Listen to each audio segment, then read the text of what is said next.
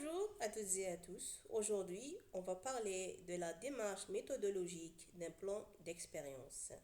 Comme on l'a déjà vu dans les présentations précédentes, un plan d'expérience est une méthode scientifique utilisée pour optimiser des processus, tester des hypothèses et analyser des facteurs influençants. Cette présentation détaille les étapes nécessaires pour concevoir et mettre en œuvre un plan d'expérience réussi. La première étape pour la réalisation d'un plan d'expérience est la définition de l'objectif de l'expérimentation, c'est-à-dire d'identifier ses besoins, comprendre pourquoi l'expérience doit être menée. Par exemple, s'agit-il d'optimiser un processus, de tester une hypothèse scientifique ou de comprendre une relation entre variables. La deuxième étape, c'est le cardage du problème. Identifier précisément le problème ou la question à laquelle l'expérience doit répondre. Prenons un exemple d'identification d'objectifs. Alors, on a une usine qui envisage d'améliorer le rendement d'un procédé chimique. Alors, l'objectif principal est d'identifier les paramètres du procédé, tels que la température, la durée de réaction, la concentration, qui maximisent le rendement. Après, on a des objectifs secondaires, tels que réduire la variabilité des résultats et minimiser les coûts énergétiques. La deuxième étape de la réalisation d'un plan d'expérience est d'identifier les facteurs et leur niveau. Alors, on doit d'abord se poser la question, quelles sont les variables indépendantes, les paramètres d'entrée que l'on peut manipuler? Exemple, la température, la pression, la concentration, ainsi de suite. Après, on doit se poser aussi la question, quels sont les différents réglages ou plages pour chaque facteur? On doit définir pour chaque facteur ses niveaux d'utilisation. La troisième étape, c'est de choisir un modèle de plan d'expérience. Selon la complexité et les ressources disponibles, on a à choisir quel est le type du plan à utiliser. Parmi ces types, on a le plan complet qui sert à tester toutes les combinaisons possibles. On a aussi le plan fractionnaire qui sert à tester une fraction des combinaisons.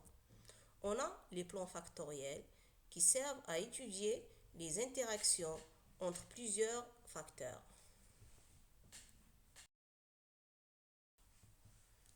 Ce tableau représente les différents plans d'expérience à utiliser en présentant leurs objectifs, le nombre de facteurs pour chaque plan, leurs avantages et leurs inconvénients. Commençons par le plan de criblage. L'objectif de ce type de plan est d'explorer les facteurs importants. Le nombre de facteurs varie entre 6 et 15 au plus. Les avantages de ce type de plan sont rapides, réduit le nombre d'essais. Parmi leurs inconvénients, ne détectent pas toutes les interactions entre les facteurs. Le deuxième type, c'est le plan factoriel complet. Parmi ses objectifs, c'est de comprendre toutes les interactions entre les facteurs. Le nombre de facteurs varie entre 2 et 4. Parmi ses avantages, il nous donne une analyse exhaustive des effets principaux et leurs interactions. Pour ces inconvénients, on a le coût élevé en essai, c'est le nombre de facteurs dépasse 4. Pour le plan factoriel fractionnaire, les objectifs de ce plan sont de réduire les essais, mais de conserver les interactions principales. Son nombre de facteurs varie entre 4 et 8. Les avantages de ce type de plan est d'économiser les ressources et il est efficace. Parmi ses inconvénients, il est moins précis pour les interactions complexes. Pour les plans en bloc, et sert à neutraliser des sources de variabilité non contrôlées. Le nombre de facteurs varie entre 2 à 10.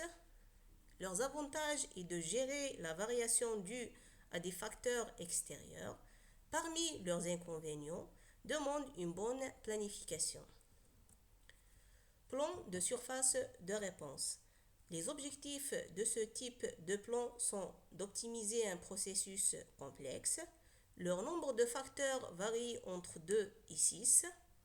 Parmi leurs avantages est la modélisation précise des effets non linéaires.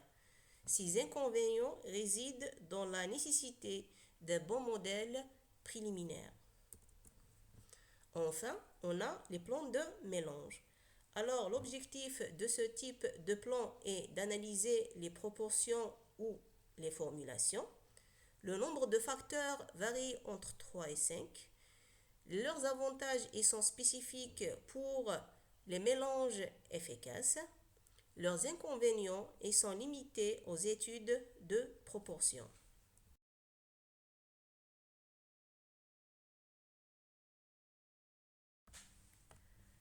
Après avoir choisi le modèle du plan à utiliser, on va passer à sa construction. Pour définir le nombre d'expériences à réaliser, on utilise cette loi n égale à L à la puissance f, où L est le nombre de niveaux. Généralement, on le prend égal à 2 et f le nombre de facteurs. Comme vous voyez bien dans ce tableau, vous avez un nombre d'expériences qui est égal à 8, c'est-à-dire on a 3 facteurs A, B et C et 2 niveaux, c'est-à-dire n égale à 2 à la puissance 3. On aura 8 expériences. La quatrième étape, c'est la réalisation des expériences. Dans le cadre des plans d'expérience, la réalisation des expériences correspond à l'étape pratique où les essais planifiés sont effectivement conduits selon les conditions définies par le plan expérimental. Cette phase a pour objectif de collecter des données fiables et reproductibles qui serviront ensuite à analyser les effets des facteurs étudiés sur la réponse mesurée. La cinquième étape est l'analyse des résultats. L'analyse des résultats est une étape clé pour déterminer le modèle mathématique et de comprendre comment les facteurs influencent les réponses et de déterminer la combinaison optimale des paramètres. Cette étape a pour objectif d'identifier les facteurs influents sur la réponse, de détecter les interactions entre les facteurs, d'évaluer la signification statistique des résultats et de trouver les conditions optimales pour la réponse mesurée. La dernière étape est la conclusion. Conclure sur la validité des résultats d'un plan d'expérience nécessite une évaluation approfondie des différentes dimensions qui affectent la qualité et la pertinence des données obtenues, c'est-à-dire l'adoption des résultats après vérification.